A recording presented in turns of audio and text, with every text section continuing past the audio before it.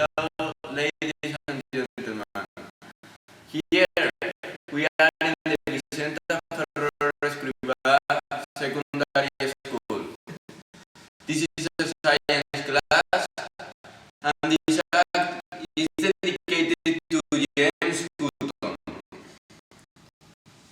Today we have chosen all geologists.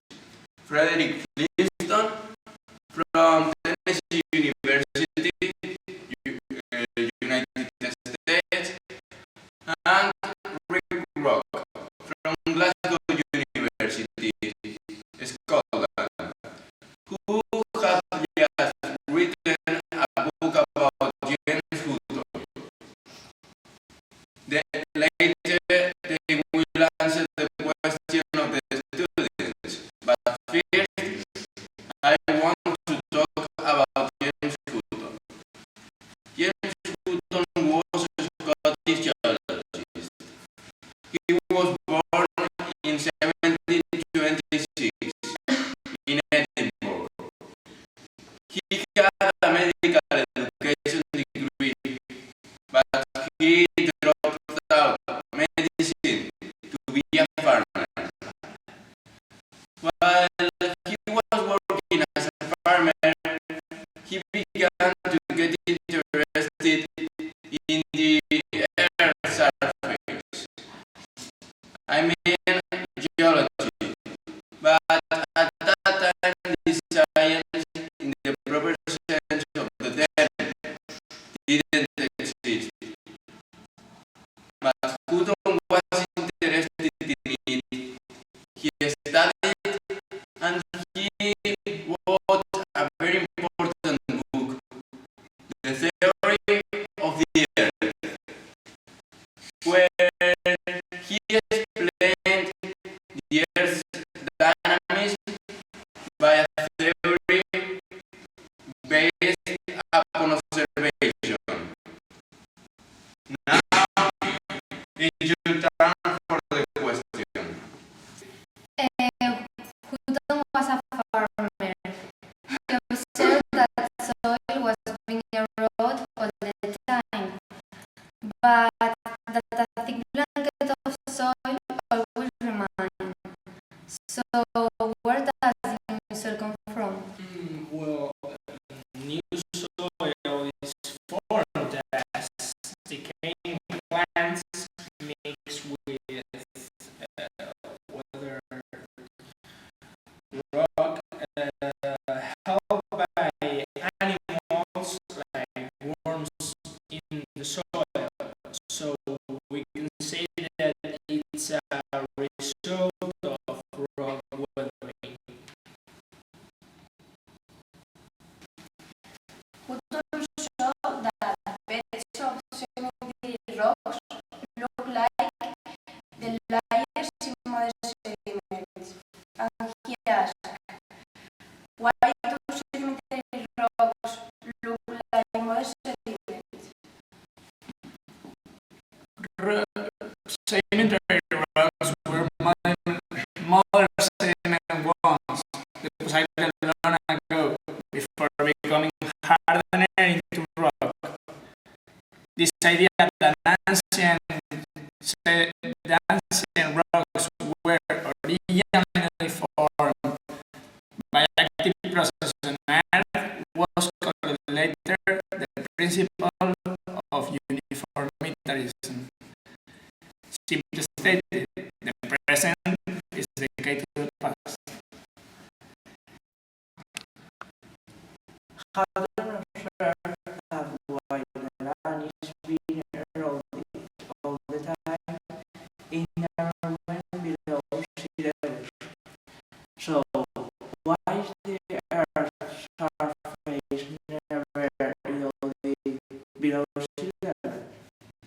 There must be some process that lifts bedrock up from time to time.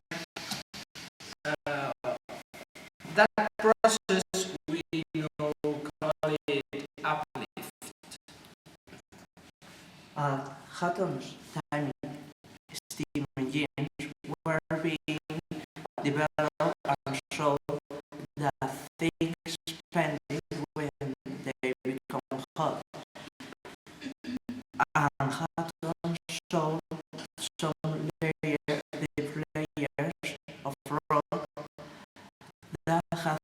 been tilted upwards.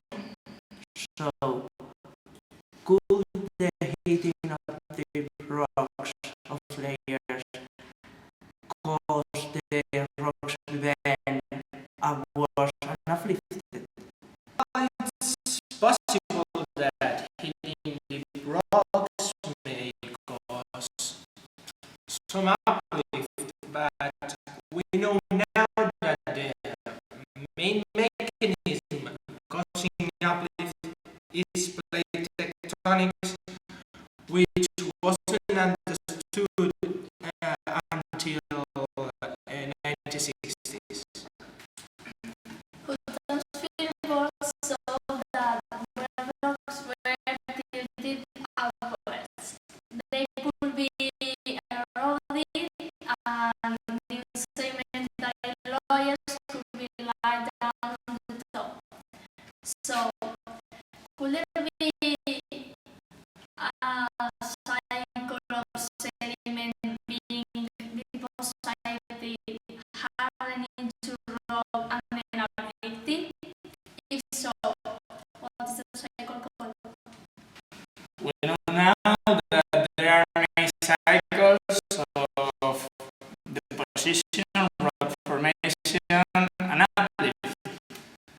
This is the sedimentary part of rock cycle, the place where new sediments were deposited on the top of an older uplift and eroded layers is what now we call an unconformity. Although most people at the time thought granite had crystallized from ancient sea, Hutton's fieldwork show it that it has once been molten. What clues might Hutton had found to show that granite was once molten magma? He found some places where granite had flowed into surrounding rock as digs and veins. How long would it take for rocks to be cycled? So, how long do you think it would take for all of the rocks to be routed, new layers to be deposited, made into rocks and lifted again?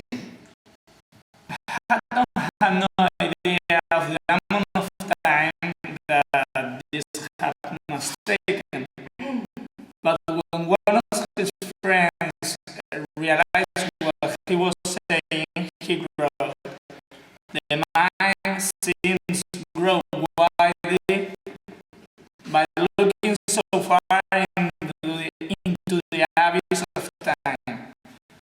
Hutton himself wrote that the cycles had no vestige of a beginning and prospect of an end.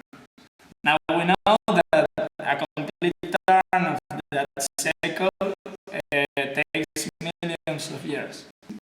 Which parts of the rock cycle had Hutton discovered in his work? Hutton understood the weathering, erosion, sediment deposition, how sedimentary and igneous rocks like granite were formed, and all these processes may take a lot of time. Time we call now geological time. Hutton discovered most of the rock cycle. Maybe we should now call him Mr.